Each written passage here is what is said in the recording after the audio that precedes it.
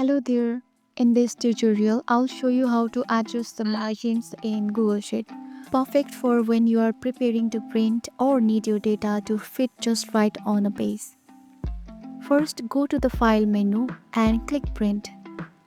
This opens the Print Preview screen where you can adjust settings before printing. Next, in the Print Preview window, look to the right-hand side. Under Layout, you'll see a margin option. Click on the drop-down next to it. You'll have three margin options. That is normal, which gives standard spacing around your sheet, narrow for smaller margin and more content on the page, wide if you need more space around your data.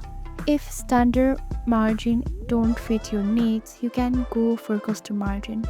Just click on it and you can manually adjust the top, bottom, left and right margin to whatever you prefer. Once you have selected or adjusted your margin, you can preview how your sheet will look on the page. If everything looks good, just hit next to print or click cancel to make more changes. And that's how you change margins in Google Sheet.